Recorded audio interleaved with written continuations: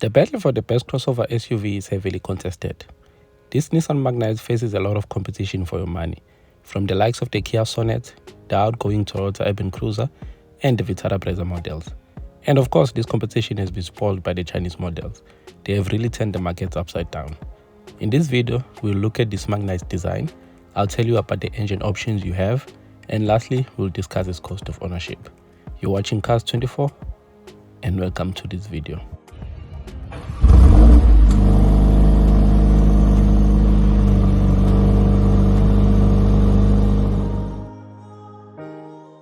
The Nissan Magnite shares the same platform with Renault's Kia. It's basically the same car with different badges. This is a common practice these days in the automotive industry. It has a number of trims or grade or levels or whatever you want to call them. The base model is this Vitara, mid-spec is the Ascenta, and topping the range is this Ascenta Plus, which has all the bells and whistles you need in this price range. This car starts from 247,800 and it goes all the way up to 353,500. We will discuss its cost of ownership near the end of this video.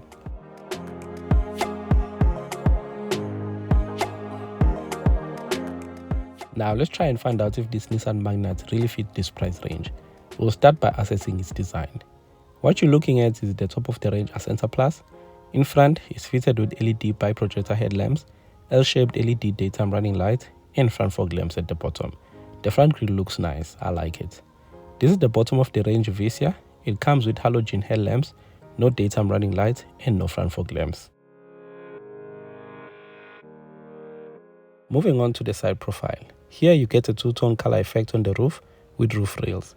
Magnite badging with a number of bold creases giving this side profile a bold look. Just to note, the door handles in this model are chrome finished, but on the lower models they are the same as the body of the car. This Magnite stands on 16-inch machine alloys, which are two-tone. The only trim that doesn't get these alloy wheels is this base model Vitara. Just like the front and the side profile, the back profile is gorgeous as well. You get a big roof spoiler, rear tail lamps, and rear parking sensors. You also get this car with a reverse camera. As far as the exterior design is concerned, this Magnite is unmatched in this segment. A round of applause to Nissan, they nailed it. Let's now look at the interior. The interior of this car is okay. Everything is where you'll want it to be. But I'm not happy with the amount of plastic material used in this car. It all feels too cheap and that's a big minus for me. Anyways, you get this leather wrap multifunction steering wheel with all your control buttons, including cruise control. You have this digital instrument cluster, which has all your driving information like your rev count, speedometer, fuel consumption, etc. etc. Across the range, except the base model, you get this 8-inch infotainment screen which supports Android Auto and Apple CarPlay, and it's the first in this segment to have it wireless, which is a very convenient feature. This thing of having to carry a cable every time is annoying.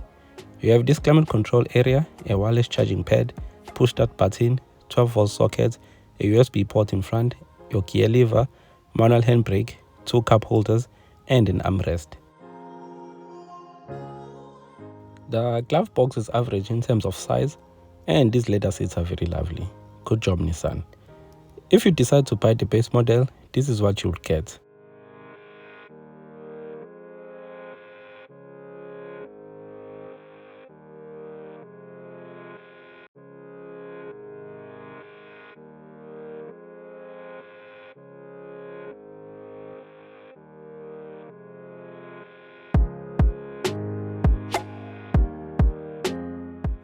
Now moving on to the back, space is not a problem.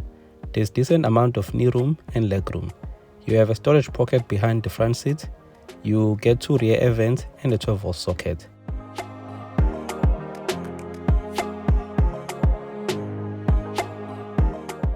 This Magnite has an armrest with 2 open cup holders and Isofix child seat come as standard.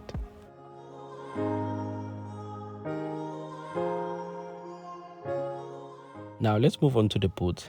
This Nissan Magnite has a boot capacity of 336 liters, which is decent enough and it's enough to fit most of your luggage. Underneath the 4th floor, you get this space saver spare wheel. This Magnite has a 60-40 split, and this increases your boot carrying capacity when you need more boot space.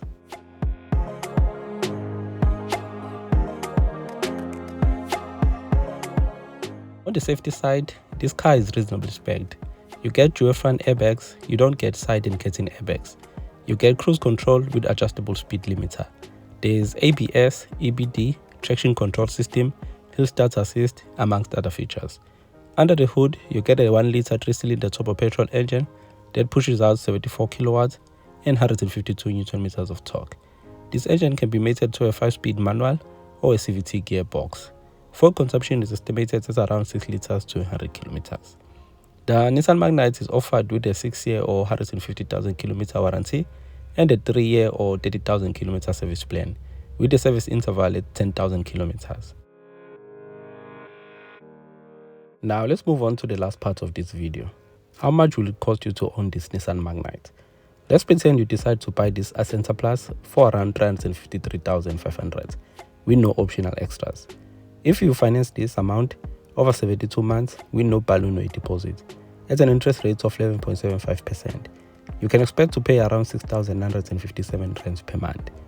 You can purchase around 1,500 for insurance cover and 1,000 will be enough for a full tank.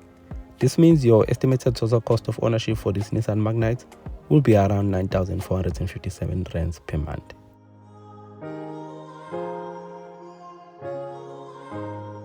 Now, what's my final verdict of this car? Does it really justify its price bracket? I think it does. This Magnite is really nicely designed, very eye-catching from every angle. It has some really cool features, like your wireless charging, cruise control, and a digital instrument cluster, only if they added a sunroof. Nissan can do better with regards to interior quality. There are too many plastic areas, which makes the car feel too cheap. But with an estimated cost of ownership of less than 10,000, and taking into consideration all the features in this car, I would definitely consider this Magnite if I was shopping in this price range. That's it for this video. If you enjoyed it, you know what to do. We'll meet again on our next video. Until next time, peace.